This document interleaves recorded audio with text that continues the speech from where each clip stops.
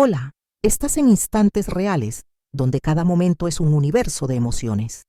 Relatos que te harán reír, llorar y, sobre todo, sentir. Respira hondo y acompáñanos. Comenzamos.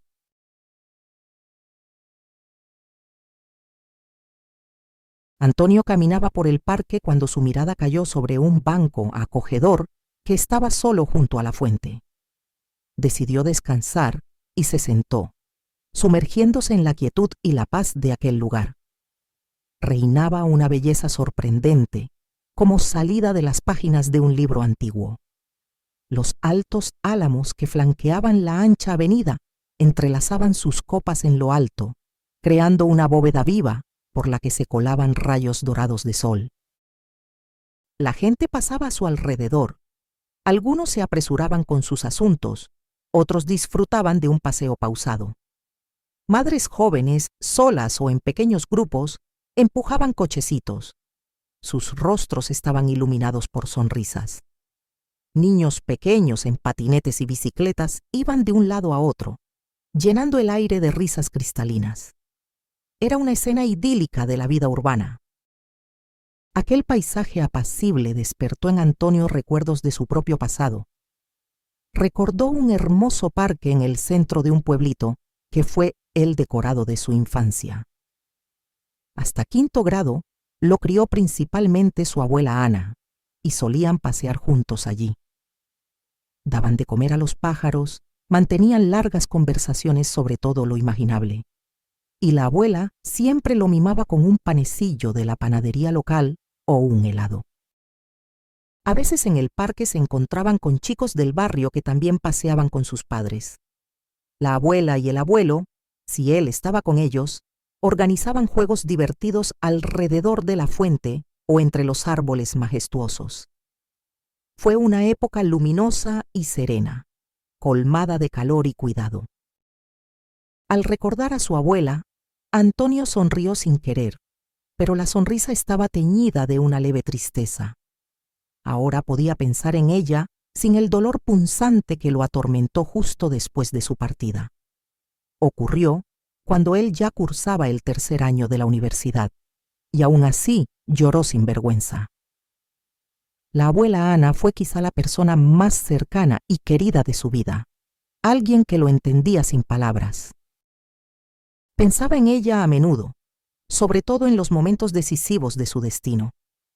Imaginaba cómo habría reaccionado a tal o cual acontecimiento, lamentaba que no pudiera ver sus logros y compartir la alegría de sus victorias.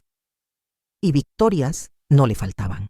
Antonio se graduó con honores y se convirtió en ingeniero cualificado, tal como su abuela había soñado. Fue ella la primera en notar que el pequeño Antonio no se limitaba a armar un juego de construcción. Levantaba estructuras sorprendentes, simétricas y bien pensadas, con un sentido intuitivo de las proporciones. La abuela descubrió su talento para las matemáticas antes de que entrara en la escuela y le auguró una mente brillante y un gran futuro como ingeniero talentoso. Su madre solo sonreía, convencida de que era el amor ciego de una abuela. Pero mamá se equivocaba. La abuela acertó en todo, salvo en lo del gran futuro. Antonio se reveló como un matemático prodigio desde primero de primaria. Mientras otros niños sufrían con las bases, él resolvía problemas de cursos superiores. La maestra le daba tareas adicionales y la abuela estudiaba con él en casa. Ella misma era buena matemática. Había trabajado en un despacho de arquitectura hasta jubilarse y se enorgullecía de que Antonio saliera a ella. «Qué lástima que tu abuelo no pueda verte», suspiraba al contemplar los diplomas de las Olimpiadas municipales. El abuelo había fallecido cuando Antonio era un bebé, pero la abuela contaba historias sobre él, creando en la mente del niño la imagen de un cirujano apasionado y atento, querido y respetado en la ciudad. El abuelo murió en su lugar de trabajo. Un mareo súbito, visión nublada, dolor en el pecho. Lo trasladaron al cardiólogo con un infarto, pero no lograron salvarlo. Antonio nunca lo vio, pero lo quería gracias a los relatos de su abuela y su madre, y a las numerosas fotografías. El abuelo estaba presente de forma invisible en su vida. En cambio, al padre Antonio no lo conocía en absoluto. Al crecer, empezó así a hacer preguntas, sintiendo la falta aguda de una figura paterna. La abuela y la madre eran buenas y cariñosas, pero él necesitaba a alguien con quien hablar de cosas de hombres, jugar al fútbol, comentar problemas. Su madre esquivaba la respuesta durante mucho tiempo. La abuela lo remitía a ella. Al fin, su madre no aguantó más. Me abandonó cuando se enteró de mi embarazo, simplemente huyó. Una historia común. Contó que se conocieron en una discoteca. Él era forastero. Mentía mucho y luego desapareció. Tras su partida, ella supo que estaba embarazada y decidió tener al bebé a toda costa, pese a las dudas sobre el padre. Sus padres la apoyaron. Más tarde, el padre de Antonio volvió al pueblo a trabajar temporalmente. Intentó encontrar a la chica con la que pasó un rato maravilloso, pero la vio ya con barriga prominente, y desapareció de nuevo. La madre solo sabía su nombre y su ciudad, y ni siquiera estaba segura de que fueran reales. Él podía haber mentido con facilidad. Nunca te buscó, suspiró su madre. ¿Para qué? Sabía dónde vivía. Si hubiera querido, habría aparecido. Huyó, se asustó. Ni siquiera lo culpo. Así de fea es la historia. Perdóname. Antonio era ya bastante mayor para entender lo duro que era para su madre recordarlo. Se sentía ligera de cascos y abandonada, por eso no quería hablar. Pero Antonio necesitaba la verdad.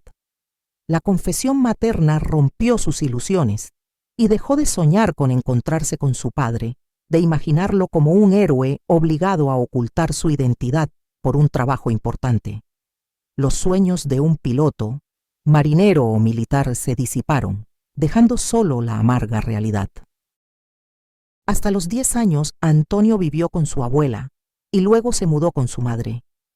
Ella alquiló un piso cerca del liceo matemático para que le fuera fácil llegar a la escuela. Ya era lo bastante mayor y no necesitaba la supervisión constante de la abuela. Sin embargo, Antonio la visitaba todos los fines de semana. La añoraba, extrañaba su habitación infantil, al gato Bolita, toda la atmósfera de la casa donde transcurrió su primera infancia. En el nuevo liceo conoció su primer gran amor no correspondido. La elegida fue Victoria, una chica de la clase paralela. Estudiaban en clases diferentes, pero las lecciones de educación física eran conjuntas. Antonio no brillaba en los deportes. Era sobresaliente en todas las materias salvo en educación física, donde mantenía un 4 raspado. Detestaba esas clases hasta que unieron su grupo con sexto B. Era imposible no fijarse en Victoria. Alta, esbelta, se movía con la ligereza y la gracia de una pantera. Antonio la observaba hipnotizado. Seguía el brillo de su larga melena color chocolate derretido. En el colegio solía llevarla suelta, pero en gimnasia siempre la recogía en una coleta alta. Ese peinado le gustaba a Antonio, porque dejaba al descubierto su rostro, permitiéndole admirar sus rasgos perfectos, nariz recta, cejas oscuras arqueadas, labios carnosos y bien delineados, ojos enormes de un tono turquesa irreal. Brillaban sobre su piel morena como 2 lagos. Victoria era hermosa y lo sabía. Su belleza no pasaba inadvertida. Siempre la rodeaban pretendientes, pero, cordial y amable con todos, no dejaba que nadie se acercara demasiado, lo cual alegraba a Antonio. Él no estaba entre sus admiradores declarados. Le faltaba valor. Alrededor de Victoria se movían chicos populares, guapos, deportistas, seguros, ingeniosos. Antonio nunca fue así. La abuela Ana tenía razón. El talento de Antonio se desarrolló por completo en el liceo especializado. Los profesores lo elogiaban y le daban tareas difíciles. en la clase se convirtió pronto en el recurso habitual para copiar deberes. Nunca se negaba. Lo consideraba una minucia y por eso lo respetaban. La fama de sus dotes matemáticas trascendió la clase. Un día, en pleno recreo, se le acercó ella. Victoria. En lugar del uniforme deportivo llevaba un vestido negro con cuello blanco que realzaba su esbeltez.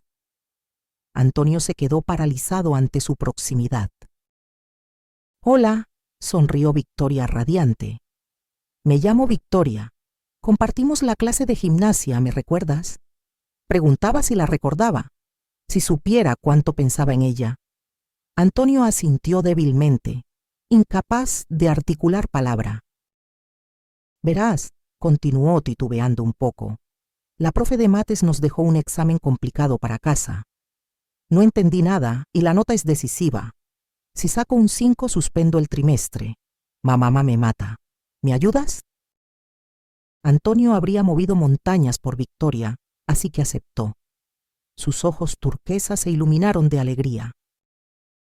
«Gracias», exclamó, y en un arranque de gratitud abrazó a Antonio. «Eres genial. No en vano las chicas de tu clase hablan tan bien de ti».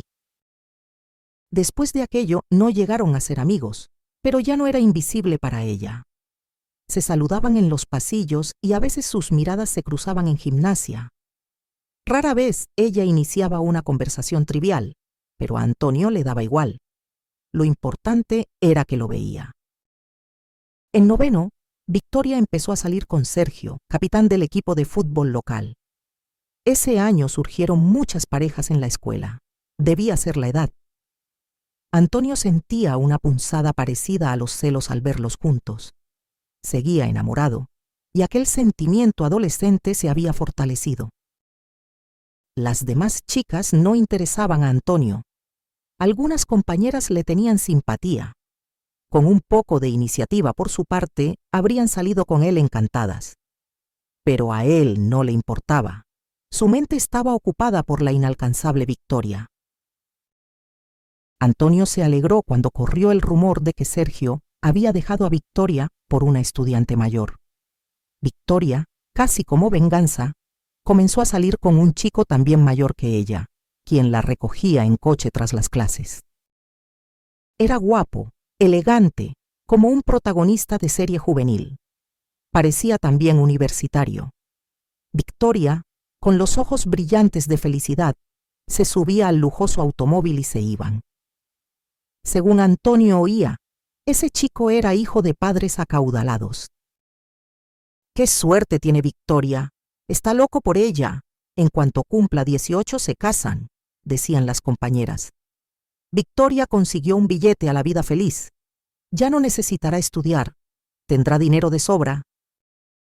Las chicas soñaban con encontrar a un príncipe que las colmara de regalos y cumpliera todos sus deseos, como en el cine. No pensaban que no hay almuerzo gratis. Ante el nuevo pretendiente de Victoria, Antonio se sentía un don nadie. ¿Qué podía ofrecer él? Llegó la graduación, el ingreso en la universidad. La vida tomó velocidad. De Victoria supo algo en la primera reunión de exalumnos, 2 años después. Antonio se enteró de que las predicciones se cumplieron. Victoria se casó con su novio justo al cumplir 18 años. No estudió. Su nuevo suegro la colocó de secretaria en su empresa. Ganaba una fortuna, conducía su propio coche, vivía en un piso lujoso en el centro, viajaba al extranjero, en fin, la envidia de las demás. Victoria no acudió a la reunión. Estaba de vacaciones en Maldivas. Una amiga mostró fotos de la pareja feliz en la playa, como escenas de película. Antonio volvió a casa triste. Había ido solo por ver a Victoria, quizá intercambiar unas palabras. Pensaba que se habría liberado de su relación con aquel rico. Esperaba que estuviera soltera. Pero no. Ahora era una señora casada con otra vida. Antonio jamás podría ofrecerle eso. La vida siguió.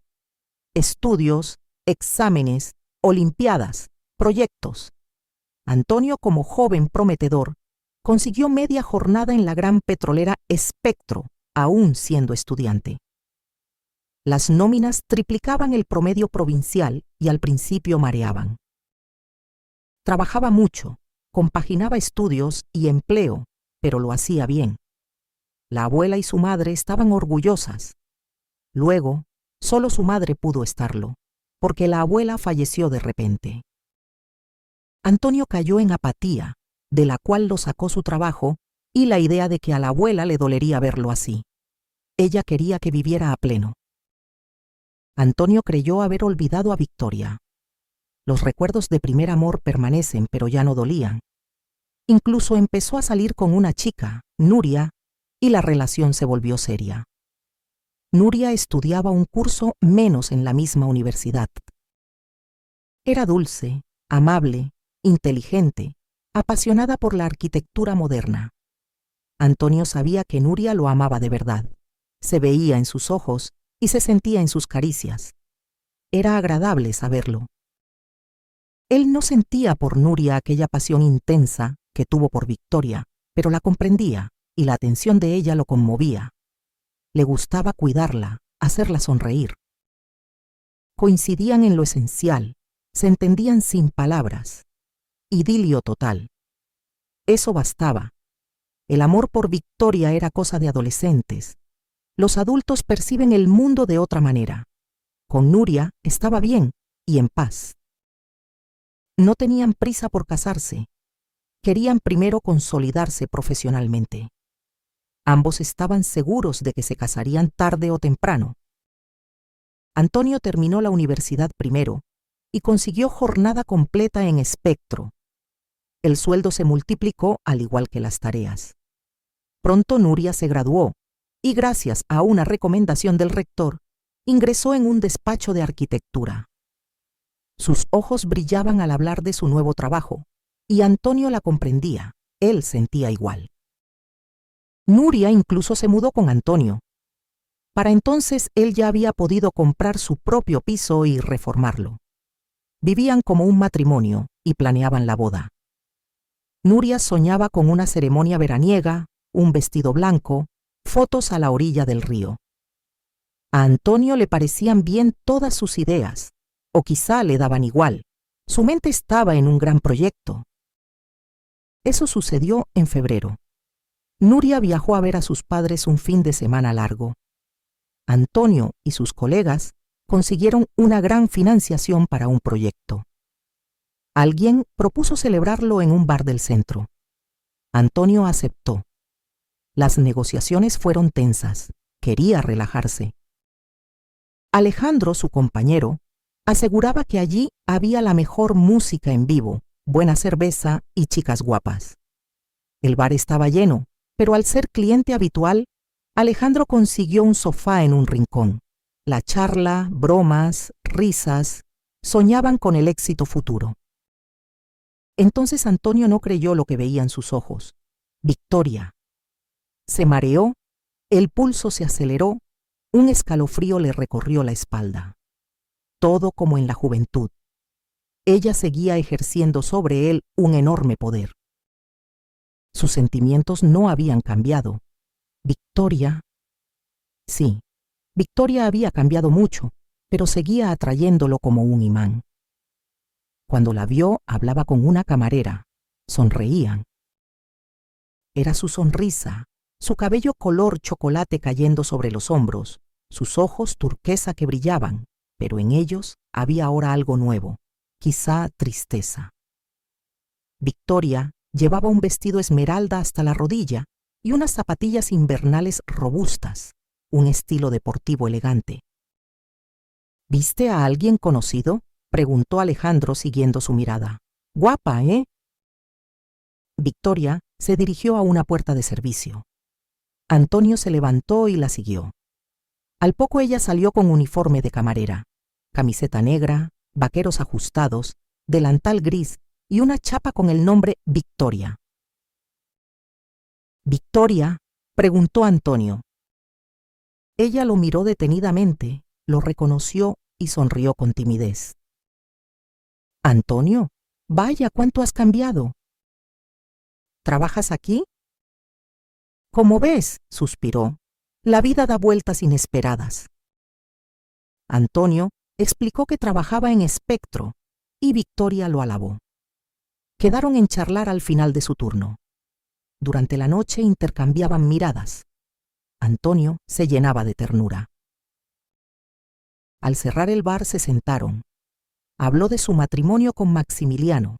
Al principio un cuento de hadas, viajes, regalos. Trabajó de secretaria, cobraba sin esfuerzo. Luego él empezó a alejarse, a engañarla. Ella, por miedo a perder su vida cómoda, aguantó.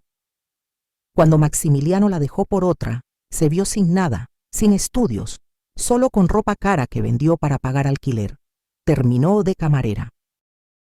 Antonio compadeció a Victoria. Ella le preguntó si tenía novia. Él mintió. No, estoy libre. No pudo mencionar a Nuria. Esa noche la pasó con Victoria. Al día siguiente Antonio, remordido, habló con Nuria. Fue una ruptura dolorosa. Nuria intentó suicidarse, perdió su trabajo. Al final se recuperó, se casó, tuvo hijos. Antonio se sintió culpable, pero siguió con Victoria. Se casaron. Victoria dejó el bar. Antonio la mantenía. Ella exigía cada vez más. Entonces Espectro quebró. Antonio aceptó un puesto peor pagado. Victoria se quejaba comparándolo con Maximiliano. Dejó la casa sin hacer nada y culpaba a Antonio de todo. Quedó embarazada contra su deseo. Antonio la convenció de seguir. Nació Milena. Victoria no mostró amor maternal. Salía de fiesta, contrataban niñeras. Un día Victoria conoció en redes a Jorge, empresario alemán, y se marchó con él. Dejó una carta y la renuncia a la patria potestad de Milena. Antonio quedó destrozado. Un año después, diagnosticaron a Milena una enfermedad rara de la sangre. Necesitaba especialistas. Antonio suplicaba citas con los profesores Andrés Salgado y Navarro en Moscú. No conseguía turno. En un viaje a Moscú para tratamientos de apoyo, Antonio conoció a Mateo, un niño huérfano que cuidaba de su abuela enferma. Mateo visitaba a su amigo Andrés Salgado, el famoso hematólogo. Mateo se hizo amigo de Milena y, al ver su estado, llevó al profesor Salgado al hotel. El profesor se indignó al saber las dificultades para contactarlo y decidió ayudar de inmediato. Organizó un examen exhaustivo, consiguió subvenciones y diseñó un tratamiento costoso pero eficaz. Milena mejoró notablemente. Aunque tendrá que medicarse siempre, hoy corre, dibuja y asiste al colegio de arte. Antonio y Andrés Salgado se hicieron amigos. Cada primavera viajan a Moscú para el control de Milena y para que ella y Mateo jueguen juntos. Sentado ahora en el mismo parque, Antonio observa a los dos niños saltar a la rayuela y piensa en lo imprevisible que es el destino. Cómo el amor incondicional de un padre, la bondad de un muchacho y la dedicación de un médico generoso pueden cambiar una vida. «Otra vez me ganaste», exclama Mateo con admiración. Milena sonríe, victoriosa. Antonio sonríe también. Sabe que pase lo que pase, su familia, pequeña pero fuerte, está llena de esperanza.